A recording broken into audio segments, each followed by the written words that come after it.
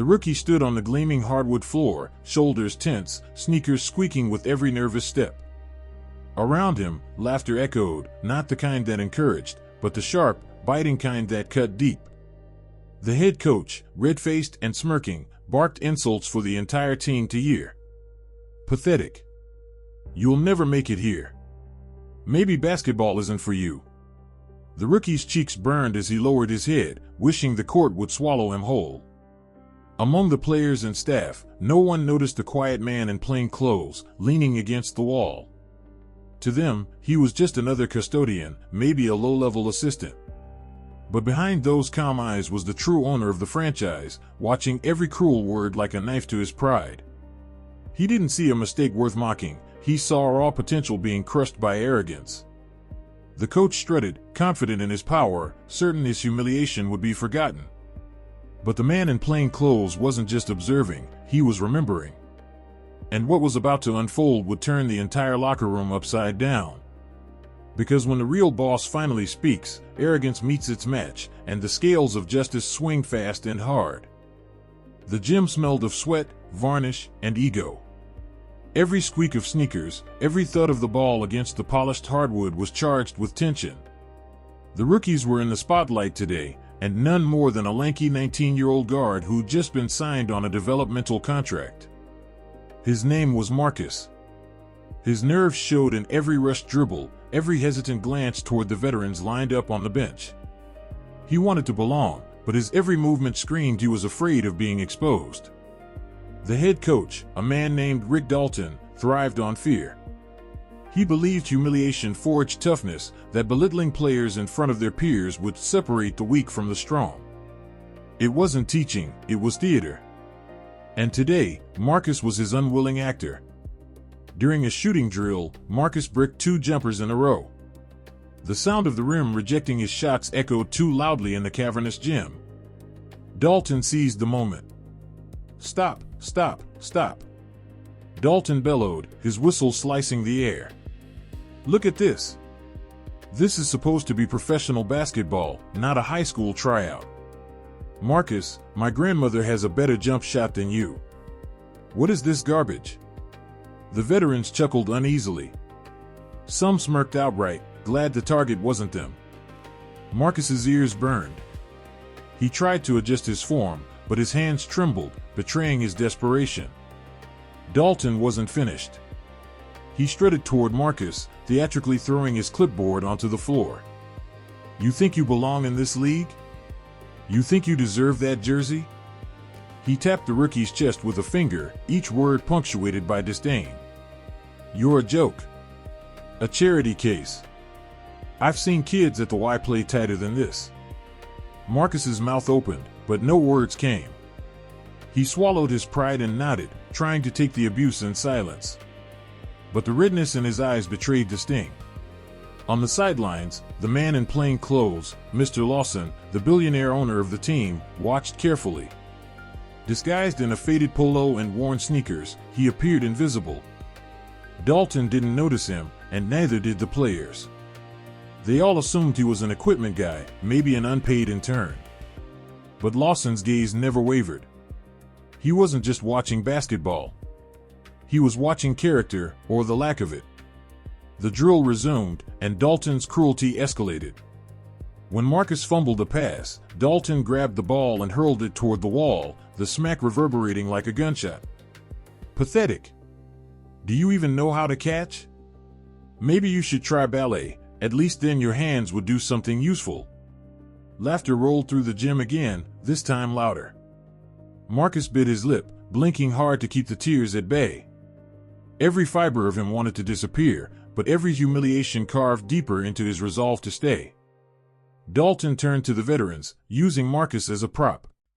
"Look, gentlemen. This is why you can't go soft on these rookies. They come in thinking they're stars, but in reality, they're clowns. If he doesn't toughen up, he'll be back bagging groceries in 2 months." Marcus shifted uncomfortably, shame radiating off him. The veterans avoided his eyes, unwilling to intervene. They'd all been through versions of this, but Dalton's abuse had a sharper edge today. Then came the challenge, the final blow. Dalton sneered and pointed at Marcus. "Tell you what, kid. You want to prove me wrong? Tomorrow, you'll run point in the scrimmage against the starters. If you don't get eaten alive, maybe I'll believe you're worth the paper your contract's printed on. But if you choke, and you'll never step foot on this court again." The room went silent. The rookies exchanged anxious glances. The veterans smirked, some pitying, some entertained. Dalton's challenge wasn't an opportunity, it was a setup. No rookie could shine under that kind of pressure, not with a team of seasoned professionals ready to exploit every weakness. Marcus's voice trembled as he answered, "Yes, coach." Dalton smirked, satisfied with his cruelty. "Good. Now run the drill again. And try not to embarrass yourself twice in one day." As the whistle blew and the players resumed practice, Mr. Lawson leaned against the wall, expression unreadable. Inside, however, his thoughts burned. He had built this franchise not on cruelty, but on resilience and respect. And here was his coach, his supposed leader, breaking a young player before he had even been given a chance. The owner's jaw tightened. Tomorrow's scrimmage would not only test Marcus. It would test Dalton. And when the truth came out, the reckoning would be swift. The gym was thick with tension, every cruel word still echoing in the rookies' ears. The coach thought he'd crushed a spirit, but what he didn't realize was that someone far more powerful was watching, someone who would soon turn the tables completely. Before we see how this scrimmage changes everything, let me ask you something. Have you ever been underestimated, laughed at, or told you weren't good enough? That feeling of being dismissed can either break you or fuel you. And here, in this story, you're about to see the fuel ignite. If you're enjoying this journey so far, make sure you hit subscribe. Join our community where we share stories of resilience, justice, and unexpected triumph. Trust me, you won't want to miss the moment when arrogance finally meets its match. Now, let's get back to the court. The following day, the gym buzzed with anticipation. Players laced up their sneakers with unusual energy, veterans smirking as they whispered about the rookie's inevitable humiliation. Marcus, pale but determined, bounced the ball in his hands, trying to drown out the voices around him. He wasn't just facing the starters, he was walking into a trap laid by the man supposed to guide him. Coach Dalton strutted around, brimming with smugness. "Remember, kid," he said loud enough for everyone to hear, "today decides your future. Don't waste our time." The players chuckled. Dalton's performance was as much for their amusement as it was for Marcus's torment. But in the corner of the gym stood the same plain-clothed man from yesterday, Mr. Lawson, the true owner, watching every detail. His posture was calm, but his mind was razor-sharp, absorbing Dalton's arrogance with growing disgust. The whistle blew. The scrimmage began. Marcus dribbled up the court, nerves trembling through his arms. The starters loomed like giants, their defense aggressive, eager to expose him. His first pass was nearly intercepted, earning a burst of laughter from the bench. Dalton clapped mockingly. "This is what I was talking about." But then something changed. Marcus took a deep breath, adjusted his stance, and drove forward again. This time, his movement was sharper, more instinctual. He wasn't thinking about Dalton's insults, he was thinking about the game he loved, the game he had played on cracked asphalt courts back home where no one cared about polish, only heart. The ball flew from his hands with precision, threading through defenders to land perfectly in a teammate's grip. Layup. 2 points. Gasps filled the gym. That pass wasn't luck, it was vision. Dalton's smirk faltered, but he quickly barked, "Fluke. Don't get cocky, rookie." Possession after possession, Marcus began to shine. His handles grew steadier, his passes crisper, his confidence surging with every play. He read the court like a seasoned veteran, anticipating defenders, finding openings where none seemed to exist. His teammates, at first reluctant, started responding, feeding off his energy. Even the veterans, initially amused, now exchanged wary glances as Marcus orchestrated plays with unexpected authority. The gym's energy shifted. The laughter quieted, replaced by murmurs of disbelief. Marcus wasn't collapsing under pressure, he was thriving in it. From the sidelines, Lawson's eyes gleamed. He had seen this before, in himself. That ability to rise when underestimated, to channel humiliation into fire. Marcus wasn't just surviving Dalton's cruelty. He was proving that true talent flourishes not because of fear, but in spite of it. Dalton, however, grew more agitated. His shouts grew harsher, desperate to reassert dominance. "Shut him down. Don't let him breathe," he barked, but the more the starters pressed, the sharper Marcus became. He spun past defenders, nailed mid-range jumpers, and delivered assists that split the defense in two. The rookie was dismantling the narrative Dalton had built. And yet, this was only the beginning. The second half of the scrimmage would bring the moment no one expected, the one that would expose Dalton not just as cruel, but incompetent. And the quiet man in plain clothes was ready to strike when the truth became undeniable. The silence that followed his words was heavier than any whistle, any slam of a clipboard. The rookie, Ethan, stood frozen, unsure if he had heard correctly. The rest of the team looked on, their faces a mix of confusion and curiosity. The coach's smirk faltered. "What did you say?" he demanded, his voice rising with a sharp edge. Daniel straightened. The role of a meek waterboy fell away like a discarded costume. His shoulders squared, and his presence filled the gym. "I said," he repeated, calm and steady, "that Ethan will run this drill again. But this time, he'll do it with the support of his teammates, not under your ridicule." The air shifted. Players glanced at each other. No one dared move. The coach barked a laugh, hollow and defensive. "And who exactly are you to tell me how to run my practice?" That was the moment. Daniel pulled off the baseball cap he'd been wearing, the simple disguise that had hidden his identity for weeks. His voice cut through the stunned silence. "I'm the man who signs your paychecks. Daniel Carter, owner of this franchise." The revelation hit like a thunderclap. Gasps echoed across the gym. The rookie's eyes widened in shock. The assistant coaches froze mid-step. Even the sound of the basketballs bouncing outside seemed to fall away. For the first time that day, the coach had no words. "Impossible," he stammered. You can't be serious." Daniel's expression was unreadable, but his tone carried the weight of authority. "Do I look like I'm joking? I came here undercover to see the truth. And what I found was a man who confuses cruelty for leadership. A man who humiliates players instead of building them up." He turned toward Ethan. "And I found a young athlete who deserves better."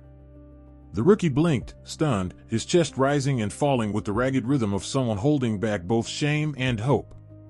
"Sir, Ethan began, but Daniel raised a hand gently to quiet him. "This isn't on you, son. You've got grit. I can see it. What happened today? That wasn't your failure. It was his." The coach's face flushed crimson. He tried to recover, to reassert control. "Listen, Carter, you don't understand how it works on the ground. You've got to break them down to build them up. It's tough love." "No," Daniel interrupted, his voice firm. "What I just saw was not tough love. It was bullying. And in this organization, that ends today." The players stirred. Murmurs rippled across the group, a tide of agreement beginning to build. They had all endured moments like Ethan's, but none had ever dared speak out. To hear the owner himself denounce it, it was liberation. Daniel turned back to Ethan. "Run it again," he said softly. "Show them what you've got." The rookie swallowed hard, then nodded. He jogged back to the starting line, determination in his eyes. The other players, hesitant at first, stepped forward one by one to form a wall of encouragement around him. They clapped, shouted words of support, and filled the air with the kind of energy no drill had ever carried before. Ethan sprinted down the court, every step powered by pride instead of fear. He hit the mark cleanly, pivoted, and delivered the crispest, sharpest pass he had made all week. The ball landed perfectly in a teammate's hands. The gym erupted in cheers.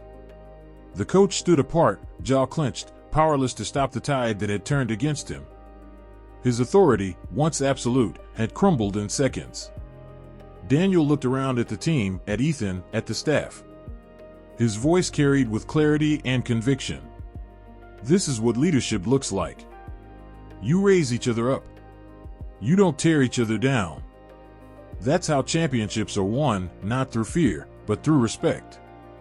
The players broke into applause, louder and louder, filling the gym until it drowned out the last shred of the coach's defense. Some even pounded their fists on the hardwood floor in rhythm. It wasn't just approval, it was a verdict. Daniel's eyes locked on the coach one final time. Pack your things. You're done here. The man sputtered, reaching for excuses, but no one listened. His reign had ended. The rookie he mocked now stood taller, the team united behind him, and the owner who had once seemed distant had revealed himself as their fiercest ally. The gym, once filled with tension, now pulsed with new life. And as Ethan's teammates hoisted him onto their shoulders, Daniel knew the future of the franchise had changed forever. The gym still reverberated with the sound of applause as the coach stumbled backward, pale and speechless. His whistle hung useless around his neck, no longer a weapon of authority. Daniel stood firm, arms folded, the weight of the moment pressing down like a final verdict. The team's faces glowed with relief and vindication, while Ethan remained on the shoulders of his teammates, eyes shining with disbelief at how quickly his fate had turned. The assistant coaches, once silent enforcers of the coach's harsh methods, now avoided his gaze. They had seen enough. None stepped forward to defend him. His cruelty had finally been unmasked in the most public way possible, and there was no salvaging his reputation. Daniel broke the silence. This team deserves better. Every player here deserves to be treated with respect, no matter if they're a rookie or a veteran. That's how champions are made. And that's the kind of culture we will build from this moment on. The players erupted again, clapping and shouting, their voices rising in unison. Ethan, caught in the center of it, looked overwhelmed. He had arrived at practice expecting humiliation, but now the entire team was celebrating him, lifting him as a symbol of their strength and solidarity. The coach's face twisted with anger. You can't fire me in front of them. You'll regret this, he spat, but his words carried no power. They only sounded desperate. Daniel's calm gaze didn't waver. I already have. Security will escort you out. Moments later, 2 staff members entered the gym, guiding the coach toward the exit. His protests echoed down the hallway, but nobody turned to look. For the players, his reign of fear was over. Justice had been swift, and the karmic balance restored. Daniel turned back to the group. Now, let's finish what we started. Practice isn't about breaking you down, it's about building you up. Ethan showed us all today what determination looks like. And with that spirit, there's nothing this team can't achieve. The players roared in approval, rallying around their rookie, clapping him on the back, and offering words of encouragement. Ethan's smile widened, no longer weighed down by shame. He had proven himself, not just as a player, but as someone who belonged. Over the following days, news of the undercover owner spread quickly through the league. Reporters swarmed the practice facility, eager to cover the story of the coach's downfall and the rookie's rise. Headlines blared about Daniel Carter's bold decision, praising his hands-on leadership. Other teams whispered about the shift in culture within the franchise, recognizing that this was more than a publicity stunt, it was a true transformation. Ethan, once mocked for fumbling a simple drill, became the face of resilience. His teammates supported him more than ever, and his confidence soared. He put in extra hours of practice, no longer out of fear, but out of love for the game and respect for the chance he'd been given. The coach, meanwhile, saw his reputation collapse. No other team wanted a man known for bullying rookies and clashing with ownership. His arrogance had cost him everything, his job, his standing in the league, and the respect of the players he once commanded. It was karmic justice in its purest form. For Daniel, the satisfaction wasn't in humiliating the coach, but in seeing his team thrive. He quietly returned to his role as owner, once again stepping back into the shadows. He didn't need applause or recognition. What mattered was that the culture had changed, and the players knew he was watching, not to catch them failing, but to ensure they were treated with the dignity they deserved. One evening, as practice wrapped up, Ethan approached Daniel. "Sir," he said nervously, "I just wanted to thank you. If you hadn't stepped in that day, I don't know if I could have kept going." Daniel placed a hand on his shoulder. "Don't thank me, son. You earned this. All I did was make sure you had the chance to show it." Ethan nodded, his eyes glistening with gratitude. "I won't let you down." "You already haven't," Daniel replied with a smile. The gym lights dimmed as the players left, their laughter echoing through the halls. The franchise was no longer just a team, it was a family. And though Daniel could have chosen to bask in the spotlight, he knew his place was in the background, quietly ensuring that respect and fairness remained the foundation of everything they built. For Ethan, the journey had just begun. But for the coach who had once mocked him, the journey had ended the moment he underestimated the quiet janitor-like figure in the corner, the undercover owner who had seen everything and acted without hesitation. Justice had been served. Respect had been restored. And the future belonged to those who lifted each other higher. And so, the story closed where it began, with a single act of courage changing everything. What started as humiliation ended in triumph, not just for Ethan, but for an entire team that discovered its true strength in unity and respect. Daniel Carter revealed himself not only as the owner but as a leader willing to stand up for fairness, proving that real power is measured in integrity, not intimidation. But here's where you come in. Stories like this remind us that every voice matters, no matter how small others may try to make it seem. Have you ever witnessed someone underestimated, only for them to rise and prove everyone wrong? Share your experiences in the comments. I'd love to hear your perspective. And if you want more stories of justice, redemption, and unexpected heroes, make sure to subscribe and join this growing community. Together, we'll keep celebrating the victories that truly matter.